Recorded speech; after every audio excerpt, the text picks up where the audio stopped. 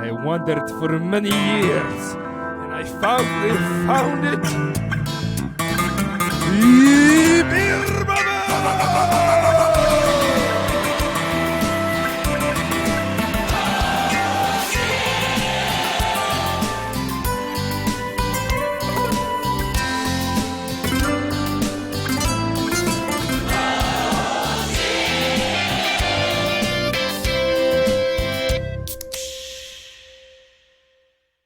So, if you say something funny... I can't say anything funny because I'm from Germany. Oh, yeah, I know that.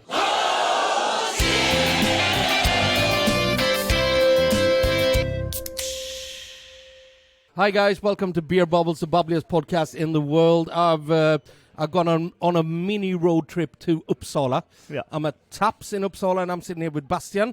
Hello. Bastian is... Well, who are you, and what is Blech.Brut? So, I'm Bastian. I'm actually live in Dortmund, but we brew in Bamberg. We have two different brands, Blech.Brut and Atelier Frei. And I'm doing it together with my two colleagues, Benedikt, who is an educated brewer from Bamberg, and my colleague Nico, who owns his whole hotel, so he was doing his own beers for his hotel.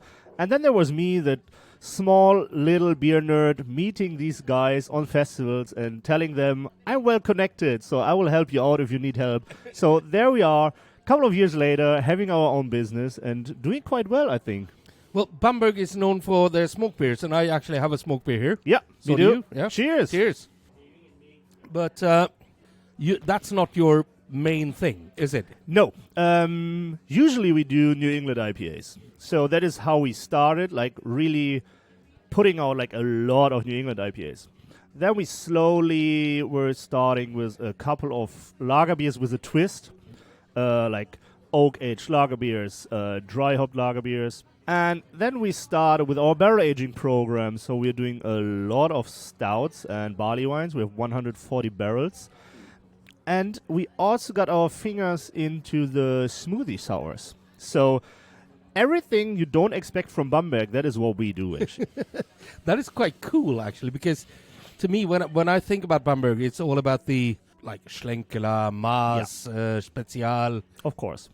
And I actually went there in 2018 or something like that. And we weren't even there at that point of time, yeah. But it's a beautiful little town. Yeah.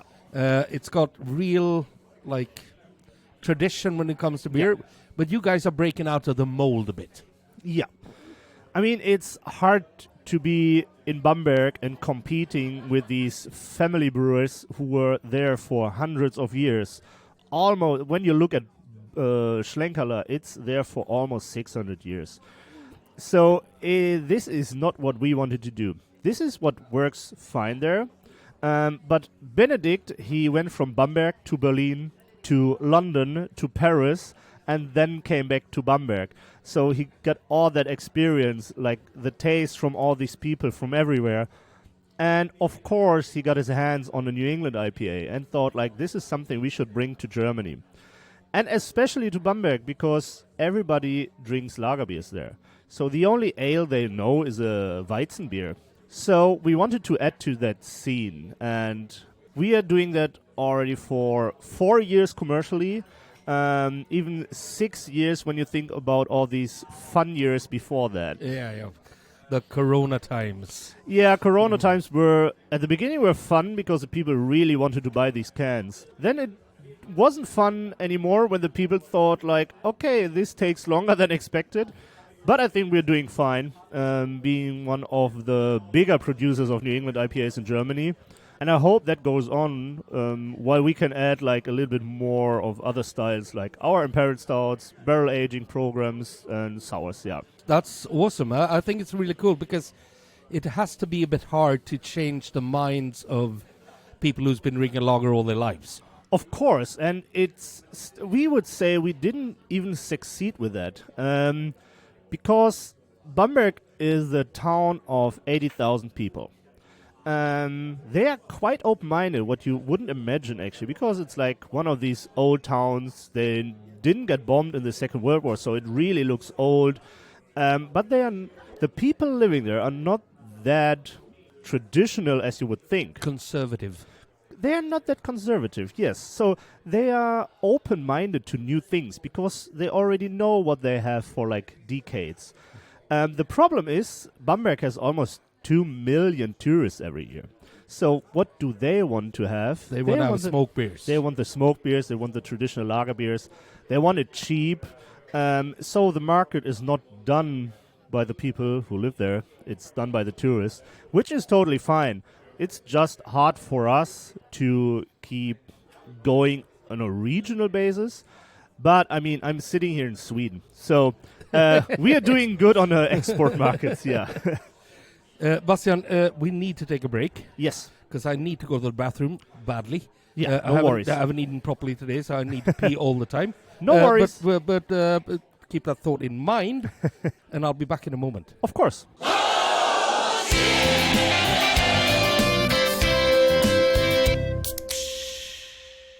Well, I'm back with Bastian. Hello. From Blech.Brut. And you got to tell me the entire name of the brewery. Blech.Brut. It is Blech.Brut. And then we have, that is actually the name of the company, that's right. Mm. And we have also another brand called Atelier Frei. Okay, so it's Blech.Brut GmbH. Ja. Und Atelier Frei is a second brand run under this company. Yeah. So what do you do there? So the thing is, both of these brands were founded separately. So, as I said, Nico has his own hotel. And after like the big company contract ran out and he was already a home brewer doing pretty decent beers, he was brewing the beers for his hotel. This is how the Atelier Frei started actually. So with a spare beer he was going to festivals in Germany. This is how I met him actually. Blech.Brut is actually the brand of Benedict, who came back from Paris to Bamberg, also wanted to do his beers, and he was kind of commercial. He did some cans, but then he also did a lot of kegs, and it was more contracted. So we met actually at the same brewery because both of these brands were brewing at the same place. So we met each other, we liked what we are doing, and we thought, like, why not joining forces with our own canning line, because that is something you don't have in Bamberg at all. And this is how the company got commercial, buying their own canning lines, so we can, for the first time, bring our beers to the can. And this is how everything started, actually. But you're now in Uppsala. Yeah. You're working with Joe at Craft Craver. Yeah, right. A friend of mine who, and you arrived, we're now sitting here on a Wednesday in Uppsala. You arrived 2 days ago on Monday. Yeah. You walked in with a bag just when like an hour before I closed the bar. At that right. I didn't know you, and then Joe came in and said, like, well, you got to know this guy. Yeah. And we realized we met before. Yeah, it was at the Brewskill. It was not that we were aware of each other. I think you got a beer from me. I didn't know you. But, I mean, yeah, I saw you before. You probably saw me before, but we weren't really aware of each other. But I walked into the bar and I was like, oh, yeah, I saw him somewhere before. And then we had a few beers, and that's why I'm here today, because, hey, it's always nice to meet. Yeah, it was a few beers. I mean, we thought we got our last beer at 10:30 and we were in bed at 3:30. Oh, well, that's a good thing, isn't it?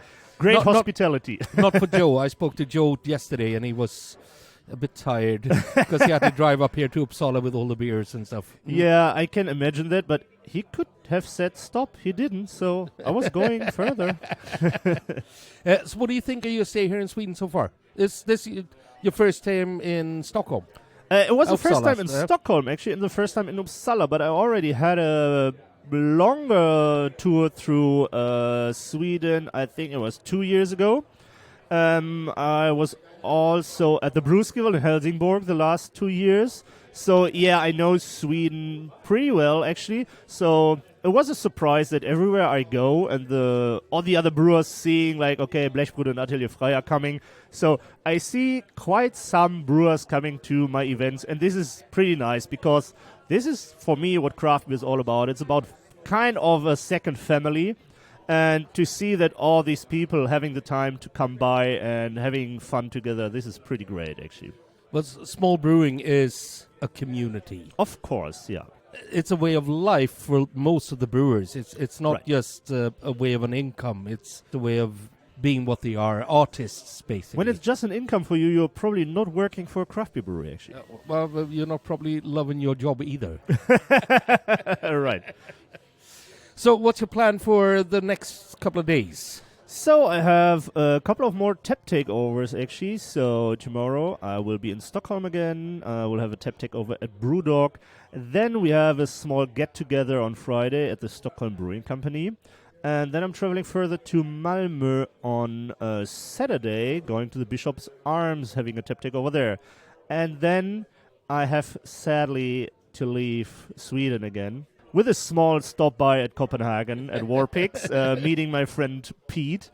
And yeah, there was it was a week, which is quite rare that I'm outside of Germany for a week. But it was pretty nice to see, to get to know new people like you. I mean, we finally know who we are. Grabbing some good beers with friends and going to all these places I've never been to. So that will be definitely a great trip. What are you bringing back to Germany? Have you tried anything that has changed the way you're gonna do stuff, or have you brought any contacts that you might do collabs with, or? I mean, that is always the thing, even if it's not happening right away. But when you're meeting people again and then they see okay, you're around Sweden a couple of times, so why not actually? It's not that I bring something new back, but I got the feeling that what we're doing and the connections we have already, they are pretty great. Because to see you're going to a tap takeover and then all these brewers from all these other breweries are coming by without even telling you. They're just there and surprise, we're here. This is pretty cool to see. So that tells you you're doing it right. You're having a nice community. As you said, it's about community. So we built kind of a community here already, even if we are not on the market that long. And I think this is something which is really good to bring back, to see okay, what we did before, it worked and it makes the community bigger and we are part of the community. And this is really nice to see, actually. And of course, maybe the one or the other collab will be done in the future. Oh, we're looking forward to that.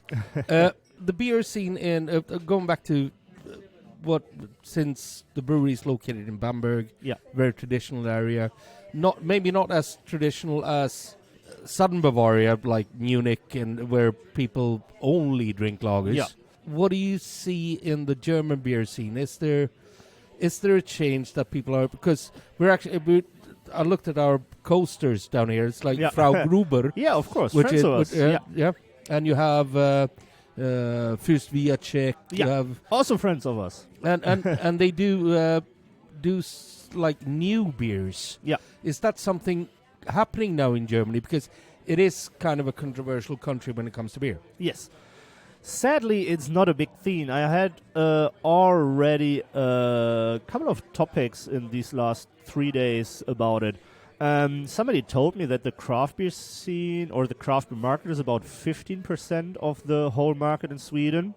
In Germany, we are talking about not even 2%. So it is quite small, but you can definitely see changes in the German beer consumption.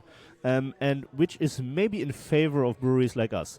So what we can definitely see is people are drinking less. So looking at all these ratings from the last years, which country is consuming the most beer, we were dropping from number 1 until number 6 already. So we are consuming less. The people still spend money on beer.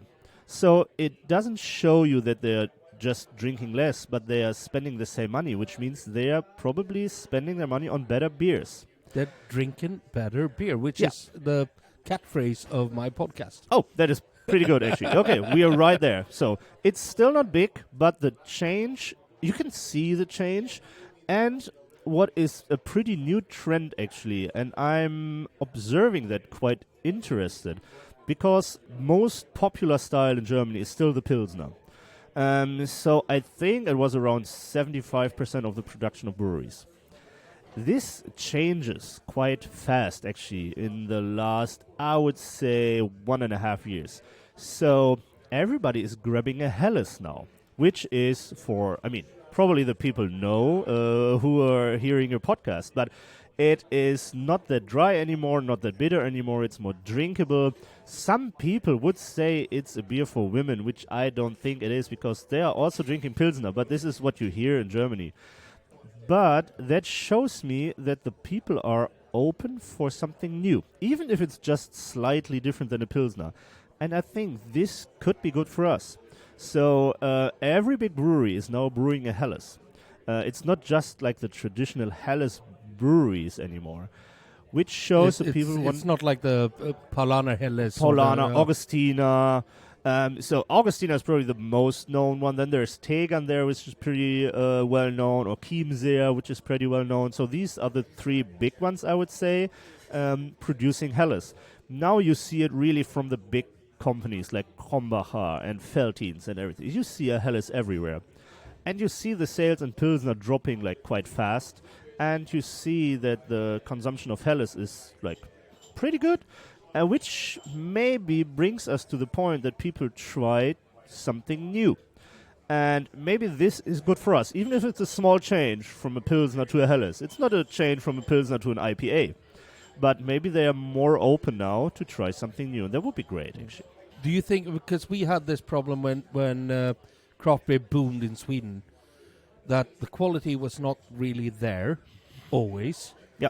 And people tried their first craft brewed beer and it was actually not that good, so they would never go back to drinking a craft beer again. Yeah, I think there was the same in Germany, but years ago, because I think the first ones doing craft beer in Germany, what they tried is they are copying the strategies of the big companies. So we're doing craft beer, we're doing IPAs, so they weren't about craft beer as a community or as a movement, they were about styles. So we are doing an IPA, we are craft beer.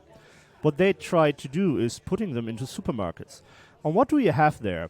So there are these €1 Pilsners, and then there is like a €4 IPA standing warm for 6 months because nobody's buying it. So when you wanted to try something new, you're buying this old IPA, which is 4 times the price, then you're trying it and it doesn't taste good. But this is, I would say, really an old problem. So the movement now is really that the people are going out more. And when they're in a bar with 20 taps, which is quite rare in Germany, normally you have like your Pilsner tap, maybe a wheat beer, maybe a dark one, and that's it. But even if you see a bar with 10 taps, that is special. And I think people are interested in that. So they are really going to a bar. It's not even about craft beer shops anymore, which I think is more of a gift thing. So it's like, I want to have a special gift, so I'm going to a craft beer shop. I think brands and styles and communication are now made in bars. And I think this is a movement I can see in Germany, actually. Your tradition has always been like you have the brewery and you have your brewery bar. Mm-hmm. But the tap room is actually the way now to make your brand. I think so, and I think the movement is even going further. I remember a couple of years ago, like craft beer brands like us, they wanted to start like a big brewery. So that is what they wanted to do. Most of them started as a contract brewer, and the next goal would have been like having their own brewery. And I see that the thing now is going back to a brew pub. So instead of being a big brewery doing a lot of cans, selling them everywhere in Europe, the thing is having a brew pub, having a community, a regional community, and maybe if there are some spare beers, sending them somewhere. And I think the movement is going in that direction. I already had the discussion today. It's like, do you know how the Alchemist started? Do you know how Treehouse started? So all these hype beer brands in the States, yes, they were a brewpub once, or even just home brewers like Treehouse. So I think they did it right, we were looking at them like 10 years later, and it's like, oh, they made a big brewery. But no, we missed the one step in between. And I think we are getting to that point to see, like, okay, maybe the brew pub, having a regional community, that is the thing where we should go to. Start from the ground, work your way up. Yes, right. Yeah. We've noticed here in Sweden that traditional beer styles are coming back. It's like people are going back to drinking traditional beer styles. The IPAs, yes, they are still going to be selling like crazy. Of course, yeah. But people are actually... Schwarzbier is a big thing in Sweden. Yeah. And Schwarzbier is... I know when I was in... I've been to the Czech Republic loads of times. Only women drank dark beers.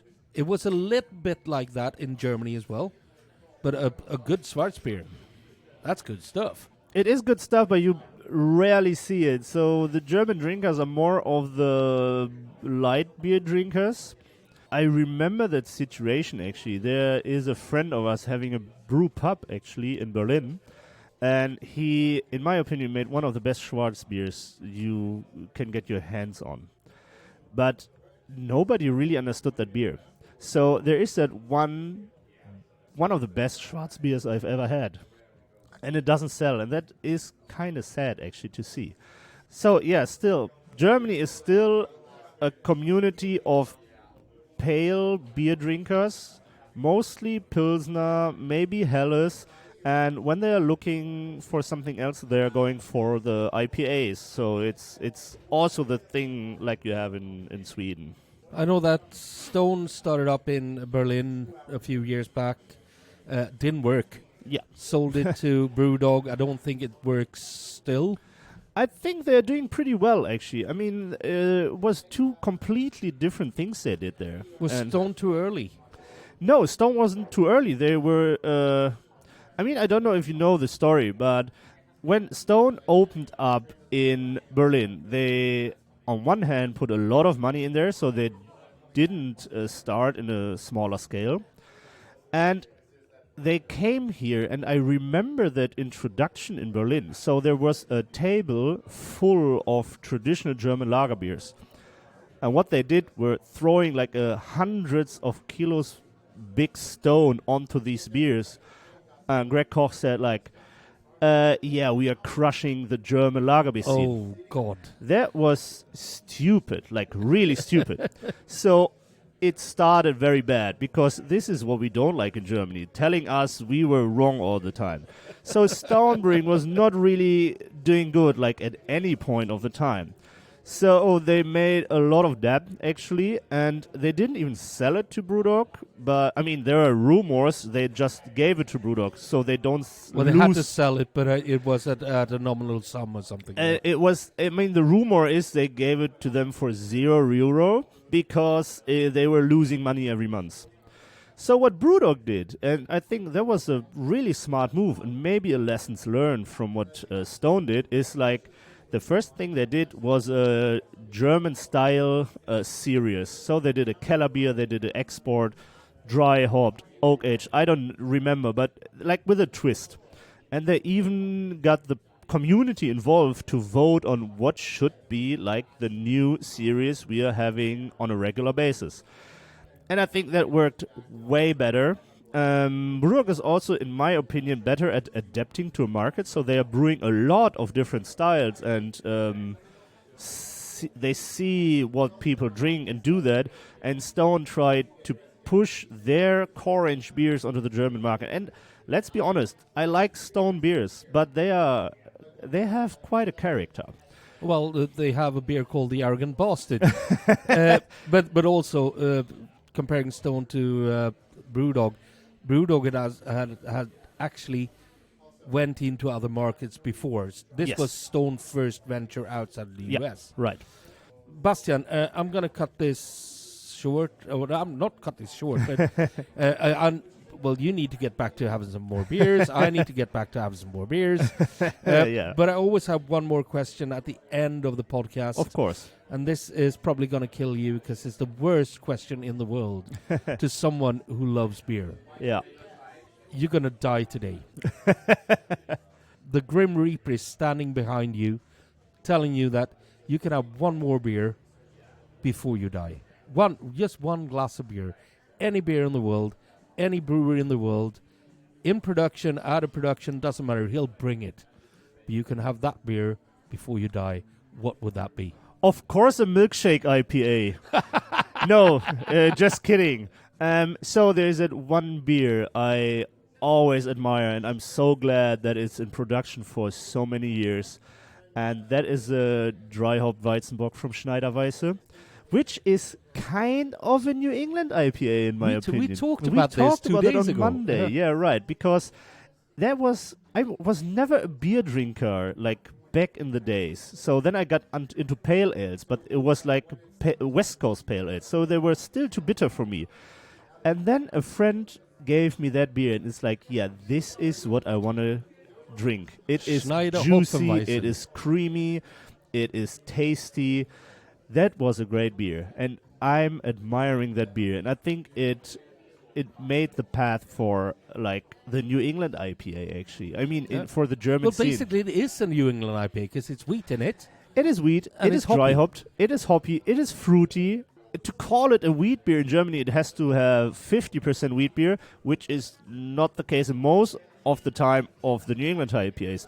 But the characteristic is what counts in my opinion. So it is that creamy base. It is creamy, juicy, not the bitter. It is for me like the New England IPAs from back in the days. That's awesome. And it's so cool because when I worked with Brooklyn Brewery, the beer was actually made with the head brewer of Schneider and the head brewer of Brooklyn Brewery, Garrett Oliver, who I think up until this day go on a winter holiday, going skiing together every year. That is awesome. This is community again. Bastian, thank you very much. Thank you for having me. I mean, we met 2 days ago, and now we're sitting here in even another city and doing this. I'm really glad to do this. I'm really looking forward to meet you again. Well, if not before, I'll see you at Brewskival. Of course. Because it's the last year of Brewskival this year, and, we have to go. We have to go. Yeah.